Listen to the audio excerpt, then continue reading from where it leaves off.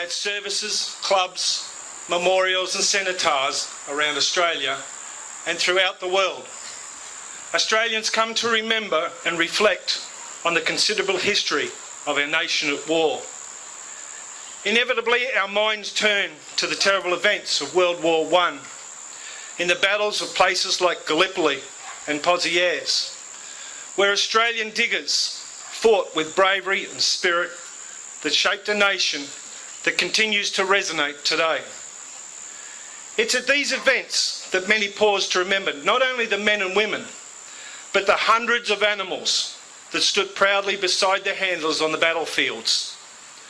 Dogs like Digger, the Australian war dog, a dark brown and white bulldog who accompanied his owner, Sergeant James Martin, during his 3.5 years with the AIF.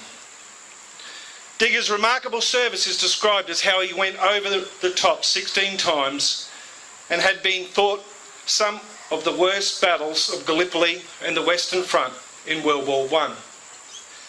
In 1918, working dogs within the Royal Australian Engineers first adopted the British trained messenger dogs in the trenches of France. Today, dogs are used as search dogs with the Army Corps, a practice which dates back to 1944, when the first Australian dog platoon was formed. In 1952, the Australian Army started training mining dogs and scout dogs at the School of Military Engineers, again using methods adopted by the British. Australia also has explosive detection dogs.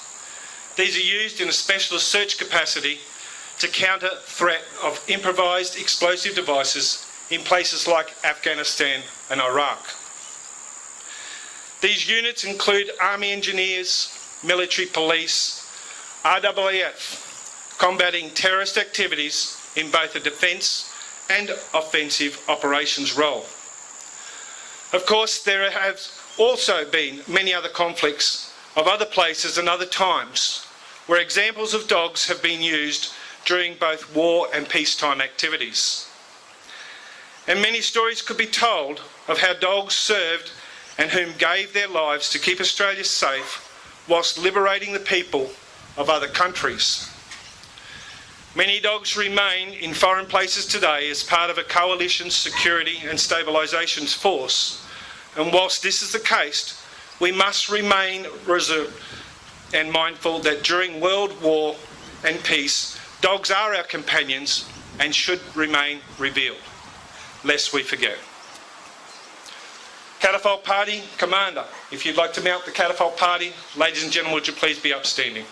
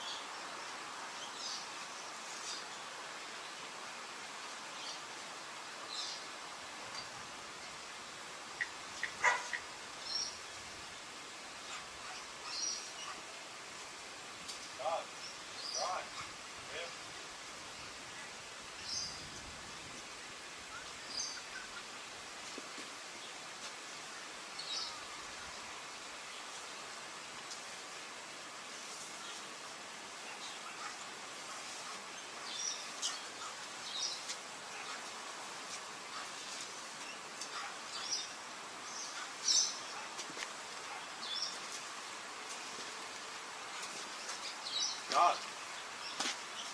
Up. God. Outward. Head. God. Western arms. Reverse. 1, 2.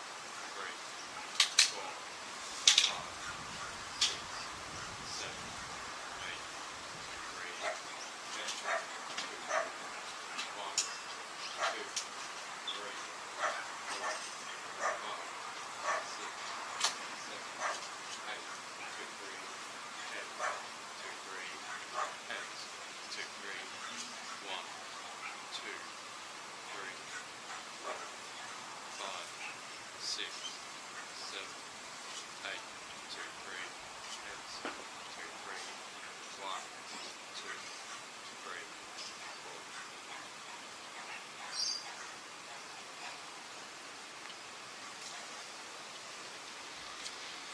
4. Ladies and gentlemen, please be seated. I'd like to now call upon Mr. Brian Menke, CEO of Dogs Queensland, for his opening speech.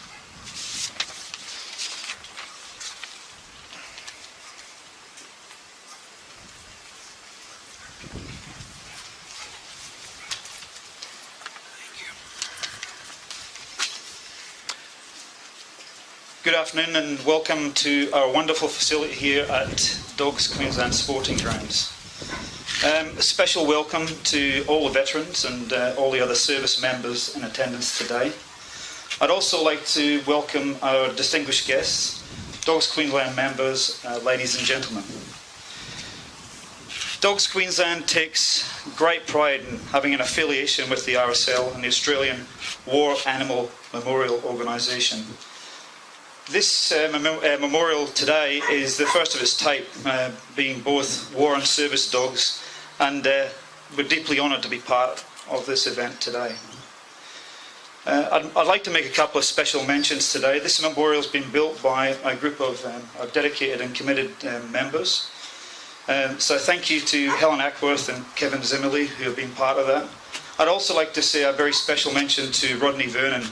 Rodney's been paramount in building this memorial, putting this day together today. So thank you, Rodney.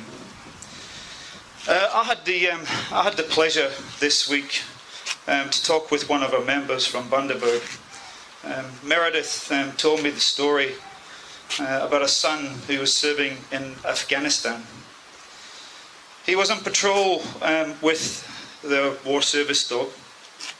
The dog identified a Taliban gun turret, and the dog was actually shot several times, but fortunately survived the process. If it hadn't been for the dog identifying this, then a son and the others on the patrol would have surely perished. And for me, this really highlights the important part a war services dog play in this memorial service here today.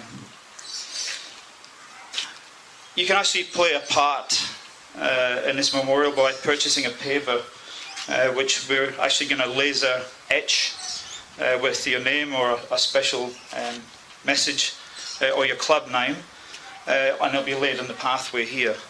If you want any more information, just let us know at the admin office here at Dogs Queensland. I'm really pleased to say that Dogs Queensland Board of Directors this week approved a partnership with the RSL to support the Australian War Animal PTSD programme, and we look forward to working with the RSL over the coming weeks to get that programme up and running. So again, on behalf of Dogs Queensland, it gives me great pride to welcome you all here today and to be part of this special memorial service. Thank you very much for your attendance.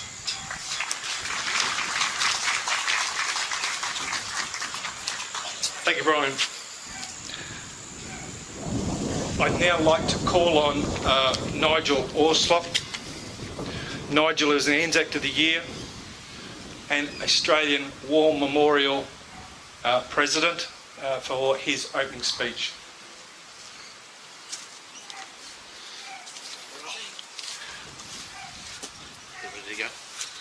Thank you very much, ladies and gentlemen. As you'll see, it's like direction on the program. You did have a VIP talking right now. The Commissioner of Police unfortunately couldn't make it today, so he sent me in his stead. There's only one small difference, about $100,000 a year, but you'll get the same speech. It's great acknowledging everyone here that made today's possible, and I see the director before. I mentioned Rod Vernon in particular. He approached me a couple of years ago, and he's been, I know, working hard all the way since. I'd also like to just point out the RSL in particular. They help run these things. They don't run by themselves. It'll be run very professionally today, as you've already seen, and I'd like to thank the RSL and its president, particularly today, for the running of today's event. And while I'm on the subject of thanking people without sounding like an Academy Award, the man behind me, the Master of Ceremonies, they usually are the hardest working people here and never get thanked because they're the one doing all the talking. So could you put your hands together for all his work he's about to do? As was discussed before, animals have been used in the Defence Department for many, many years. In fact, 30,000 years ago they were initially seen and released by the Abyssinians. And they've done many roles over that time period. They've ranged from war dogs biting people, grabbing chariots, to, as we've seen, tracker detection dogs in such places as Vietnam. Now, interestingly enough, the one thing that all these war animals have had in common is none, up until recent times, have ever been allowed to return home to Australia. In fact, 1993, the Battle of Mogadishu in Somalia, was the first time the dogs were ever allowed to come back to Australia through quarantine reasons. And the dogs you've heard about before, the speech of all had to remain overseas, including perhaps the 11 tracker dogs in Vietnam, which I see amongst the crowds of Vietnam veterans here today. You'll be delighted to know that we managed last year, WAMO, to put the very first memorial in Ho Chi Minh City to honour those 11 dogs that never came home. So that's at least something there. Now, we're here today obviously for not only war and service dogs, but to remember all the other dogs that help human beings on a daily basis. I have some colleagues here from the Federal Police, the Corrective Services and AQUEST. They're all professional dog handlers. And we also have people here from Search and Rescue Queensland. Now again, the dogs have evolved from man work or attack dogs right to helping find people in the sense of search and rescue in a civilian capacity under the SES, and obviously in corrective services and narcotic detection in particular. So dogs fall a full range of help to humans.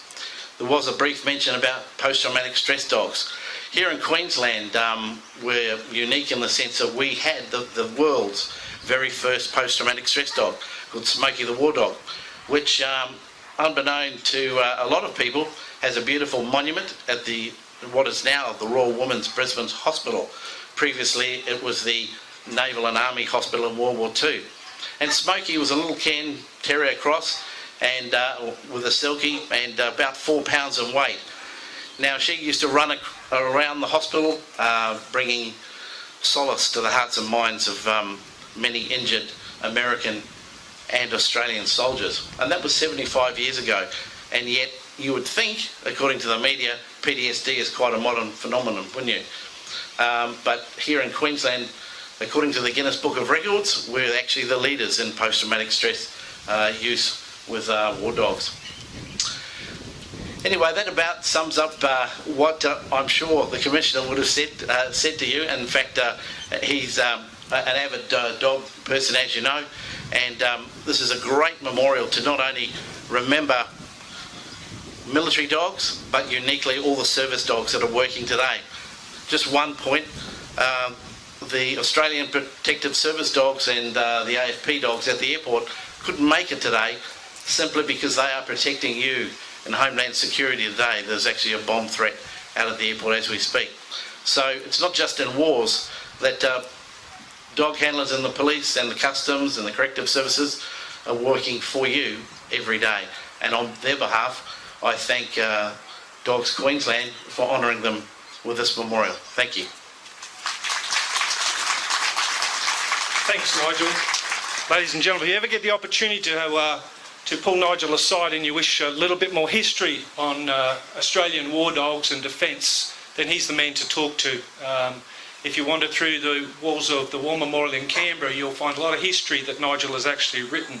In fact, some of that history I took from some of his information that he'd written and presented it to you this morning. Like any war memorial or dedication where a new flagpole has been erected beside or behind that memorial, it is military tradition to tie that flag to the actual war memorial. And for this, I'd like to call on Mr. Bob Richards, President of the Forest Lake RSL, to dedicate the new flagpole.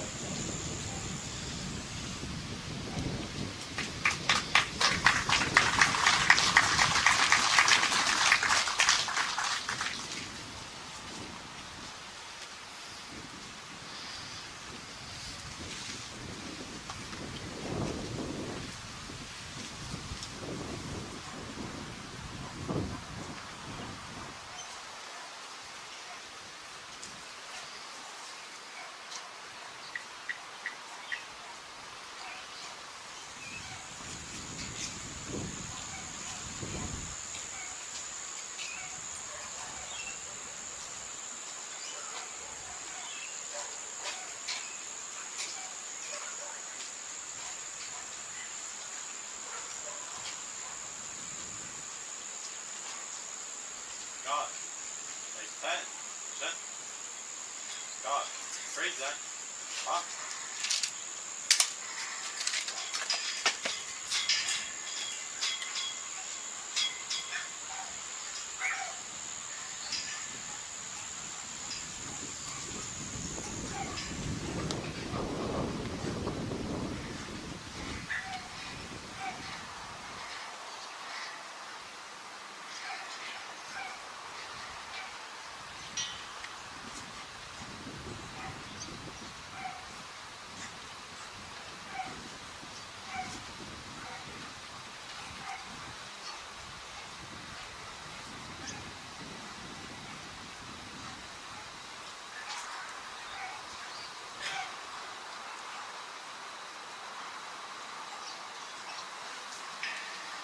Ladies and gentlemen, would you please be upstanding for the Australian National Anthem?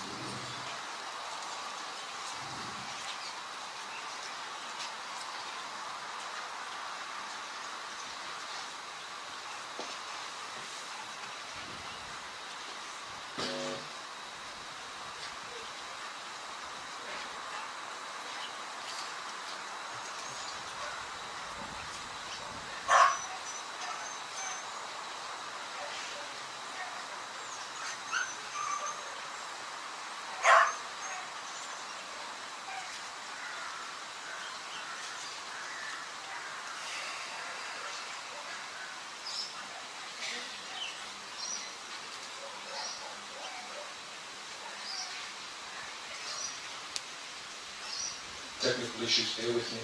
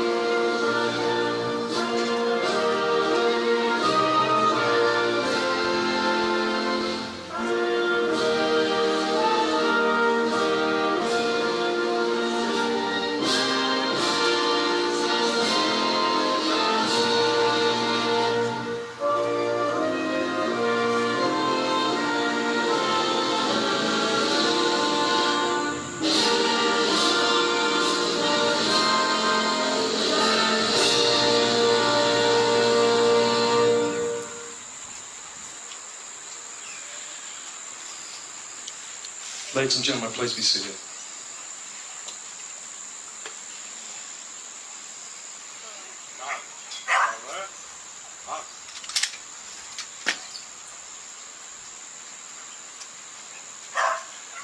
I'd now like to call on Denise for the memorial dedication and blessing.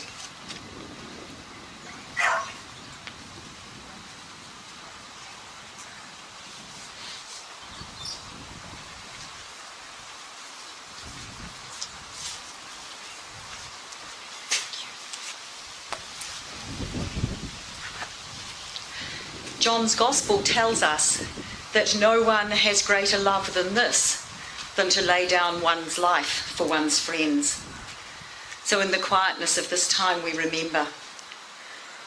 We remember the sounds of the battlefields, the despair of defeat, the deprivation of captivity. We remember all who paid the supreme sacrifice. Today, we remember and give thanks for all the dogs that served and supported the service personnel of Australia in times of war and in times of peace. For all who were sacrificed for our freedom. We remember them, we honour them. I now dedicate this memorial to their memory.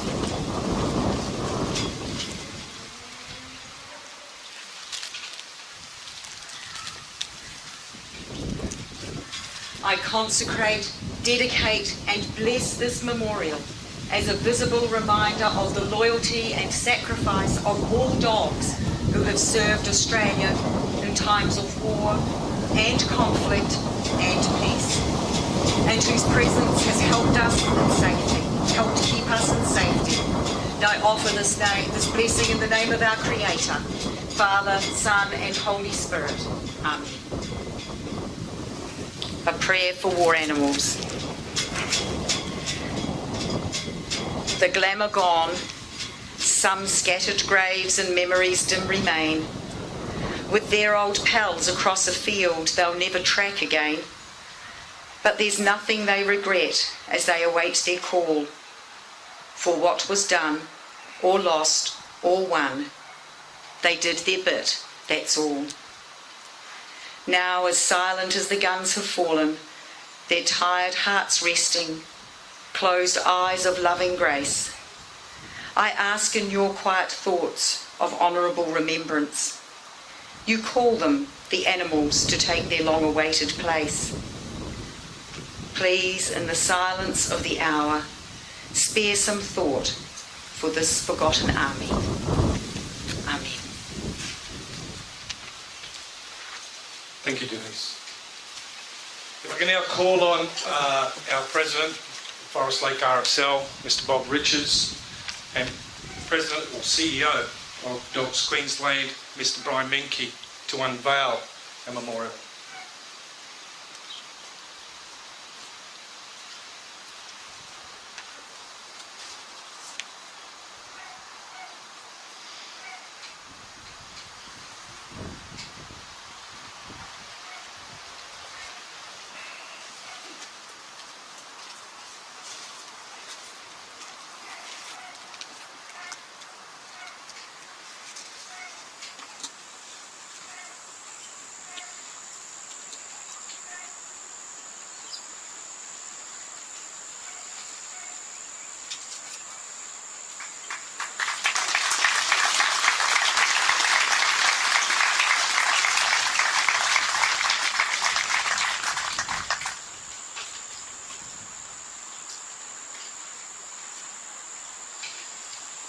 Looks like somebody's done an absolutely magnificent dog. That's unbelievable. At this point we lay wreaths around what is now referred to as a cenotaph. And I'd like to first call on Mr. Charles Strunk, Councillor of the Forest Lake area, to lay the first wreath.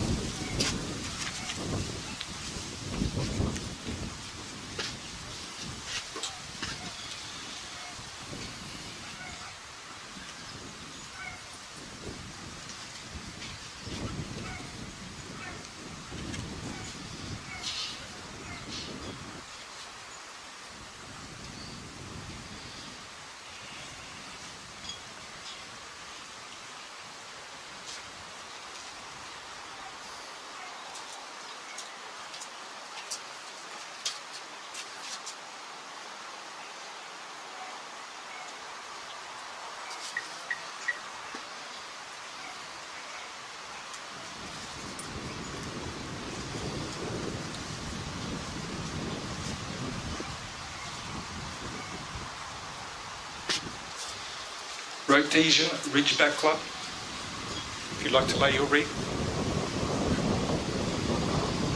Followed by the Lockyer Valley Kennel Club.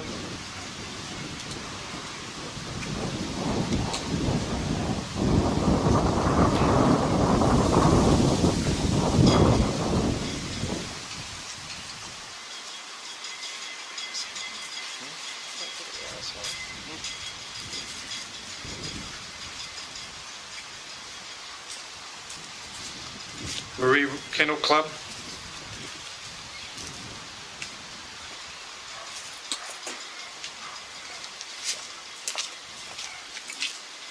Labrador Retrievers Club of Queensland.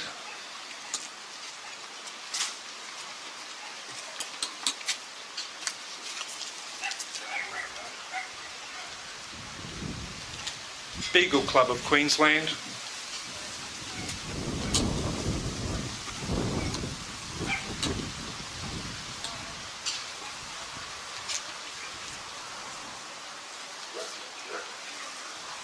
Apologise if I get this one wrong. Tenadar Kennels.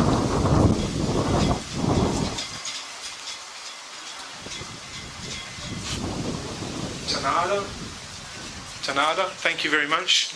I'm working off some scribble on little cards here.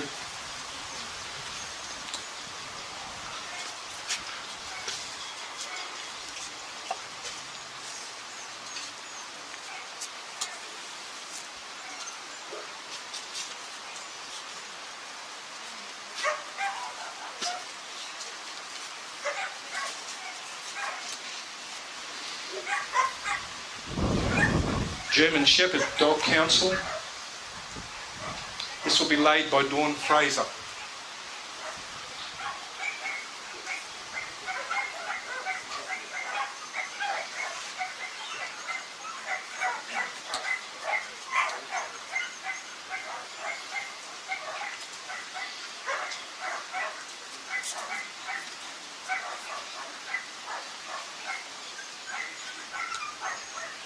All Search Canine Incorp.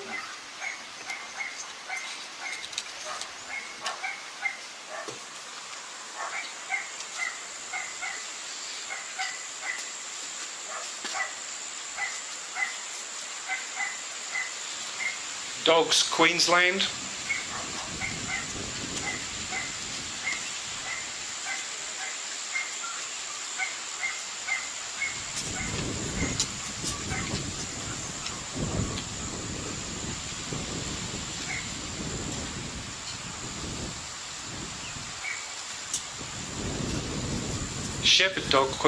Shepherd Dog Club of Queensland.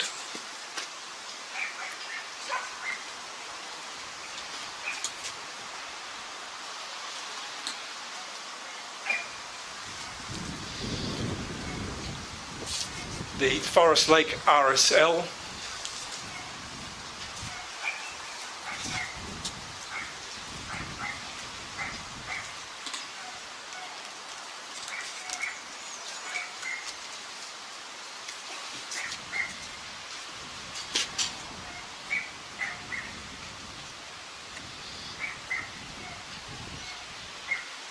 Hannah Richards.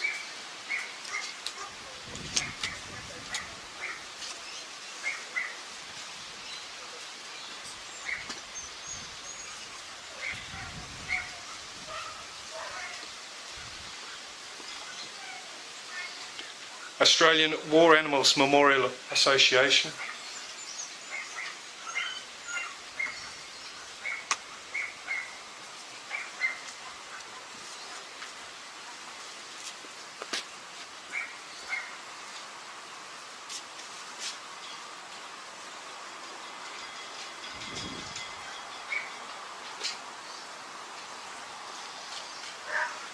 Queensland RSL.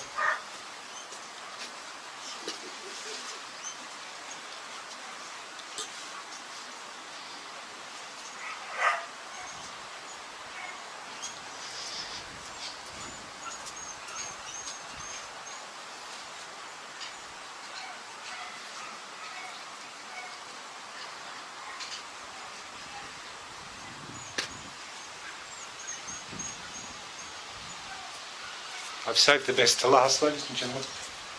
This is what this organisation is about. Money a wreath on behalf of their son and their dog, Kate and Rob Morland.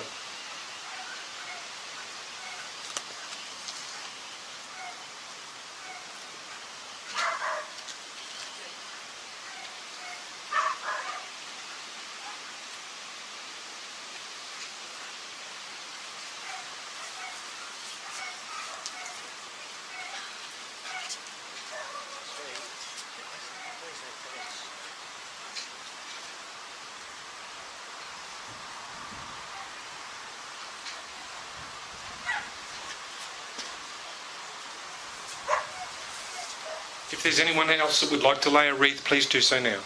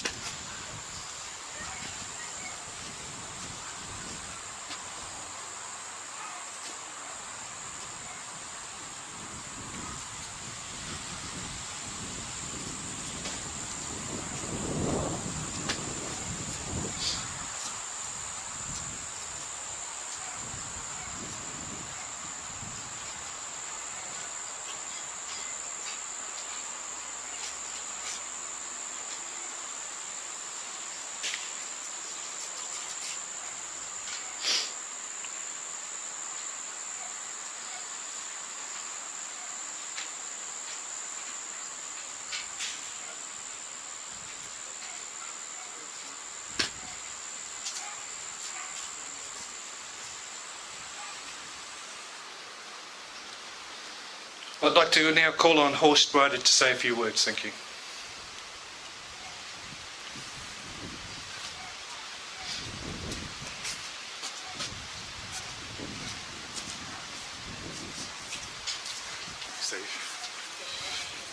Yeah, hello. Thanks for having me here, Steve, the RSL and Dogs of Queensland.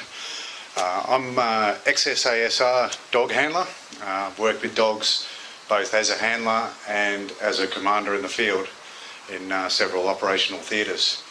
I've seen the impact firsthand that they have, not only saving lives, detecting the enemy and the enemy's IEDs, of course, and the massive impact that they have. To many of the hierarchy, they are classified as just another battle operating system, but the soldiers that serve with them, they are much, much more than that.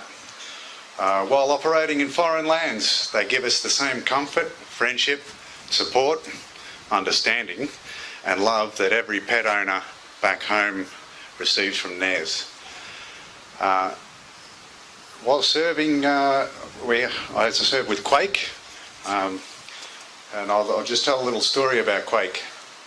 We were down in Tarankout, Afghanistan, and we received intelligence about a high-value Taliban target, and he had an IED making facility.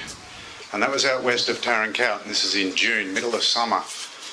So we launched in the American Black Hawk helicopters. As we came in to Box Canyon, two of the helicopters received fire, and the patrols getting off those came under fire. I had my helicopter land to the rear of the Box Canyon, and we identified a gully.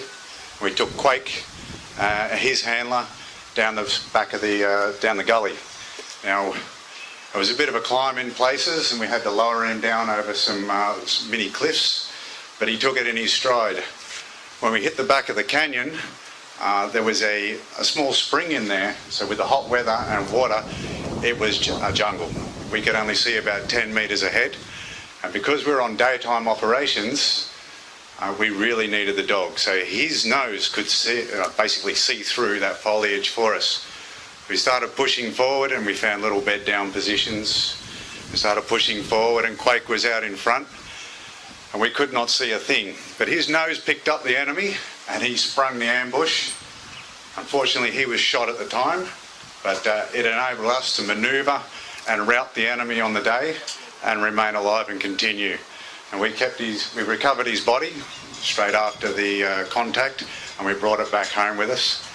Unfortunately, due to quarantine, he had to be cremated, but once again, we brought him home. So that's just a little personal account on what they do for us downrange, just so you all know. Their service is unconditional and they have no voice of their own. So clearly it's up to us to represent them and ensure they're given the appropriate recognition. And so thank you all for coming today to honour our military working dogs and those that serve with them.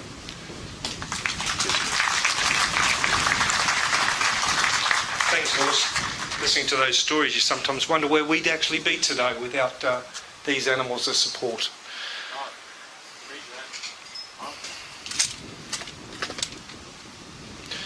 Ladies and gentlemen, I'd just like you to be upstanding for the ode, to which we'll read the War Animal Ode. This will be done by our President, Mr. Bob Richards, followed by a last post, 1 minute silence and rouse.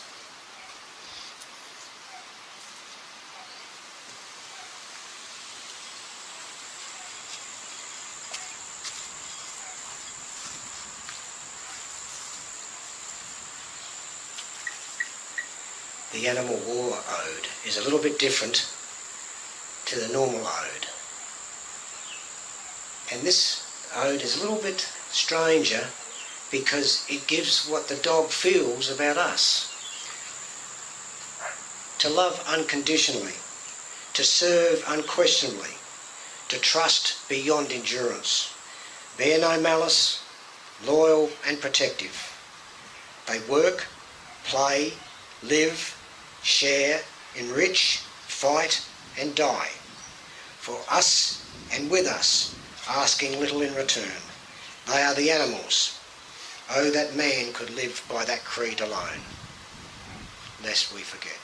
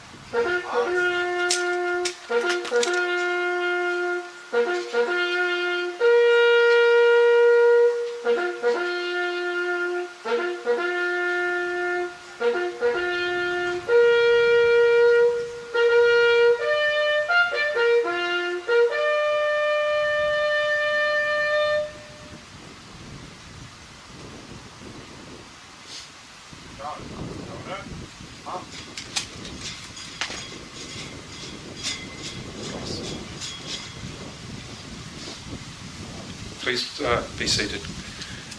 Now I'd like to call on Mr. Bob Richards to say a few words.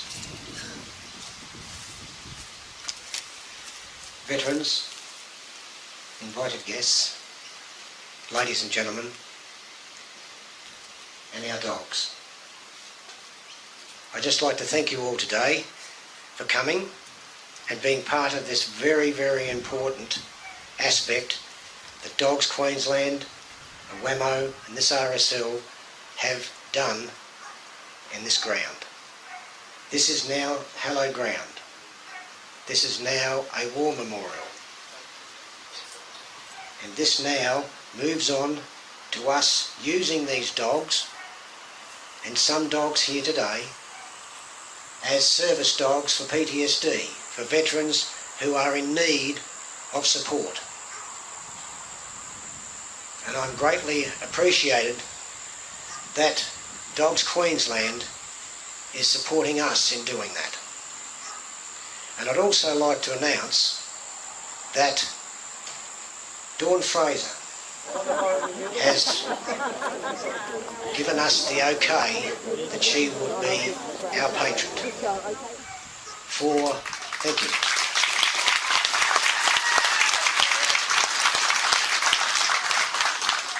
So she's now the patron of the wing of the RSL called Pause for Hope and Understanding.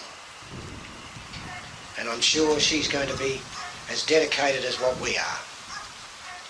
I'd like to thank everybody for coming today. For those people, there is food and drinks in both areas. For our invited guests, there is food inside, and for everybody else, it's outside. And guess what? It's free. That's a good one, isn't it? All right, thank you very much. I really appreciate it.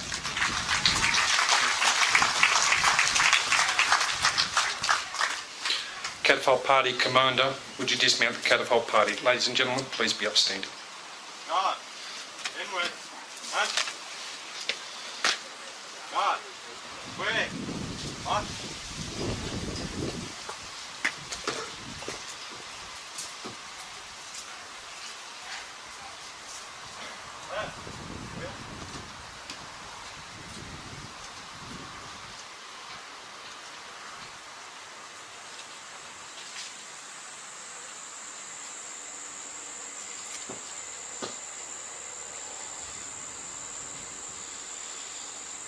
Ladies and gentlemen, that concludes today's service, and in closing I'd just like to thank you on behalf of Dogs Queensland and on behalf of the Forest Lake RSL in joining us at this memorial dedication. Thank you.